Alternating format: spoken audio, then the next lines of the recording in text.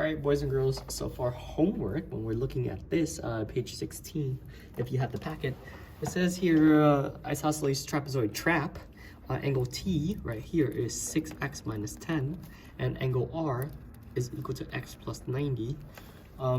Determine all the degrees of all four angles. Well, this is very straightforward, right? Because if you turn it around, right, and you know that this is indeed an isosceles trapezoid, that means it's almost symmetrical, right? So whatever's on the left-hand side has to equal the right-hand side. So this angle has to equal to this angle, this side equals to this side, and this angle equals to this angle. So it's pretty straightforward. Let's take a look here. First thing that we're going to do is we're going to set them up equal to each other, okay? Because it's symmetrical. So here we have 6x minus 10 equals to x plus 90. And there we go. And all you have to do is solve for x yourself. I'm not going to go bother into the detail. Once you have x, right, we're going to list all four angles. But here's the big idea that I want to show you. T, right, is 6x minus 10. So whatever t is, right, t plus p has to equal to 180 degrees. Notice how this is an obtuse angle and this is an acute angle.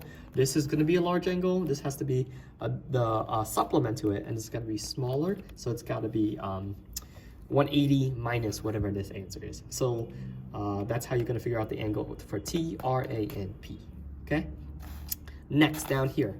In isosceles trap, right, TP, toilet paper, is 7y minus 7. And TR is 7y plus 7, okay? And then RA is 2y plus 28. And then AP is 8y plus 7, okay? Determine the perimeter of trap. Well, before you could even determine the perimeter, you gotta really think about, like, what is it that it can give you? Of the four things, which ones are the most important, right? What's the most important setup? And it's quite obvious because within the features of a trapezoid, there's very little that you can make use of, right? It's basically this and this. That's the only two important details that they give you for now. And then from here, you've determined what the setup is to solve these two things, right? It helps you solve for y. And once you know what y is, you're gonna solve for all of this, each of these sides, and then you determine the perimeter of trap. And that's the homework for tonight. Okay?